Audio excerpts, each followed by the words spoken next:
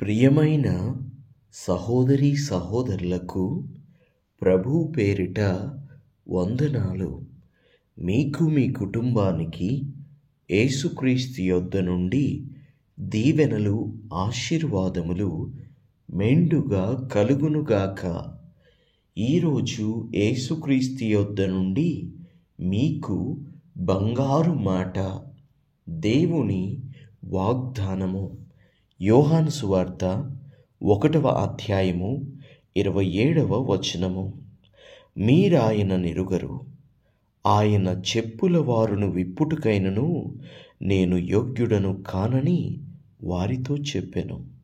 He it is who coming after me is preferred before me, whose shoes latchet I am not worthy to unloose. దేవునికి మహిమ కలుగునుగాక. యోహాను ప్రభు అయిన యేసుక్రీస్తు గురించి సాక్ష్యమిస్తున్నాడు. ఏమని? ఆయన చెప్పుల వారు విప్పుటకైన నేను పాత్రుడను కాను అని. సరే, ఈ యోహాను యేసుక్రీస్తు చెప్పులు విప్పటానికి కూడా పాత్రుడు కాడని ఈయన చెప్తున్నాడు. అసలు ఈ యోహాను ఎవరో తెలుసా? యోహాను గురించి ప్రభు అయిన యేసుక్రీస్తే చెప్పాడు. స్త్రీలు కనిన వారిలో యోహాను కంటే గొప్పవాడు లేడని నిశ్చయముగా మీతో చెప్పుచున్నాను అని ప్రభు అయిన యేసుక్రీస్తు యోహాను గురించి అన్నారు. ఆ యోహానే స్త్రీలు కనిన వారందరిలో గొప్పవాడైన యోహానే యేసయ్య చెప్పులు వారు విప్పడానికి పాత్రుడుగాడట. దేవునికే మహిమ కలుగునుగాక. అంటే దేవుడు ఎంత గొప్పవాడని యోహాను చెప్తున్నాడో చూడండి. యోహాను దేవుని మార్గమును సరళము చేయడానికి వచ్చిన ఒక ప్రవక్త స్వరము. ఇది నెరవేర్పు. మరి యేసుక్రీస్తు ఎందుకు అలాగని చెప్పాడు? యేసుక్రీస్తు మార్గాలు సరళము చేసేవాడే దేవుని దృష్టిలో విలువైన వాడు. దేవునికి మహిమ కలుగునుగాక. ఏమని సాక్ష్యం ఇస్తున్నాడో ఆలకిద్దాము. ఇదే అధ్యాయము 1వ వచనం నుండి ధ్యానం చేసుకుందాము. ఆదియందు వాక్యముండెను, వాక్యము దేవుని యొద్ద ఉండెను, వాక్యము దేవుడై ఉండెను, ఆయన ఆదియందు దేవుని యొద్ద ఉండెను, సమస్తమును ఆయన మూలముగా కలిగెను, కలిగియున్నదేదియు ఆయన లేకుండా కలుగలేదు. ఆయనలో జీవముండెను, ఆ జీవము మనుష్యులకు వెలుగై ఉండెను, ఆ వెలుగు చీకటిలో ప్రకాశించుచున్నది, గాని చీకటి దానిని గ్రహింపకుండెను.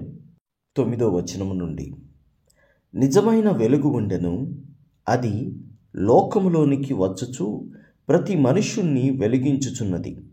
ఆయన లోకములో ఉండెను, లోకమాయన మూలముగా కలిగెను, లోకమాయనను తెలుసుకొనలేదు. ఆయన తన స్వకీయుల యొద్దకు వచ్చెను, ఆయన స్వకీయులు ఆయనను అంగీకరింపలేదు.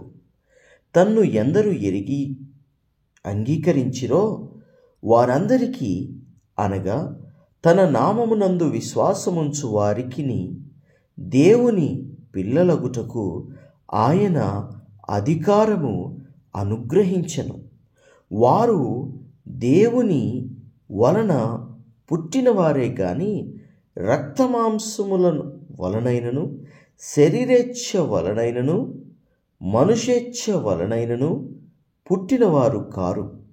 ఆ వాక్యము శరీరధారి అయి కృపాసత్య సంపూర్ణుడుగా మన మధ్య నివసించెను. తండ్రి వలన కలిగిన అద్వితీయ కుమారుని మహిమ వలె మనము ఆయన మహిమను కనుగొంటిమి. యోహాను ఆయనను గూర్చి సాక్ష్యమిచ్చుచు, నా వెనక వచ్చువాడు నాకంటే ప్రముఖుడు గనుక ఆయన నాకంటే ముందటివాడాయనని నేను చెప్పువాడను. ఈయనే అనియు ఎలుగెత్తి చెప్పెను.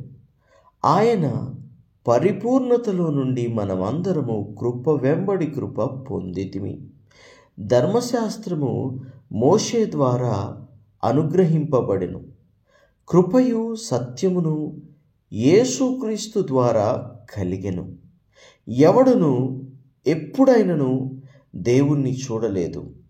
తండ్రి రొమ్మునున్న అద్వితీయ కుమారుడే ఆయనను బయలుపరచెను. నీవెవడవని అడుగుటకు యూదులు యెరూషలేము నుండి యాజకులను లేవీయులను యోహాను వద్దకు పంపినప్పుడు అతడిచ్చిన సాక్ష్యము ఇదే. అతడు ఎరుగననక ఒప్పుకొనెను, క్రీస్తును కానని ఒప్పుకొనెను. కాగా వారు, మరి నీవు ఎవరు? నీవు ఏలియావా అని అడుగగా అతడు కాననెను. నీవు ప్రవక్తవా అని అడుగగా కానని ఉత్తరమిచ్చెను. కాబట్టి వారు, నీవెవరు? మమ్మును పంపిన వారికి మేము ఉత్తరమియ్యవలను గనుక నిన్ను గూర్చి నీవేమి చెప్పుకొనుచున్నావని అతన్ని అడిగిరి. అందుకతడు, ప్రవక్త అయిన యెషయా చెప్పినట్టు, నేను ప్రభువు త్రోవ సరళము చేయుడి అని అరణ్యములో ఎలుగెత్తి చెప్పు ఒకని శబ్దము అని చెప్పెను. పంపబడిన వారు పరిసయ్యులకు చెందినవారు. వారు, నీవు క్రీస్తువైనను ఏలియావైనను ఆ ప్రవక్తవైనను కాని ఎడల ఎందుకు బాప్తిస్మం ఇచ్చుచున్నావు అని అతనిని అడుగగా యోహాను, నేను నీళ్లతో బాప్తిస్మం ఇచ్చుచున్నాను, కానీ నా వెనక వచ్చుచున్నవాడు మీ మధ్య ఉన్నాడు. మీరాయనను ఎరుగరు. ఆయన చెప్పుల వారును విప్పుటకైనను నేను యోగ్యుడను కాను అని వారితో చెప్పెను. దేవునికి మహిమ కలుగునుగాక. ఎంత నిజాయితీపరుడు చూడండి ఈ యోహాను. దేవాతి దేవుడు, సృష్టికర్త, దైవ కుమారుడు మనుషుడిగా ఈ లోకానికి వచ్చాడు. ఆయన వేరు, నేను వేరు. నేను క్రీస్తుని కాను, మీరేమి నన్ను పూజించక్కర్లేదు, నేను క్రీస్తుని కాదు, నేను ఒక శబ్దము అని తనను తాను తగ్గించుకుంటూ క్రీస్తుని ఎంత గొప్పగా హెచ్చిస్తూ మాట్లాడుతున్నాడు చూడండి.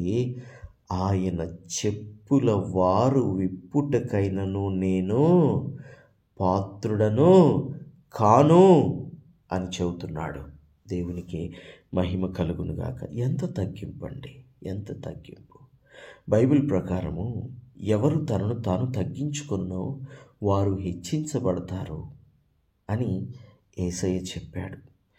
ఇప్పుడు యోహాను ఈ విధంగా ప్రభు విషయంలో తనను తాను మనుషుల ఎదుట తగ్గించుకొనుచు ప్రభువుని హెచ్చిస్తూ ఆయనే ప్రభు అని ఒప్పుకుంటున్నాడు.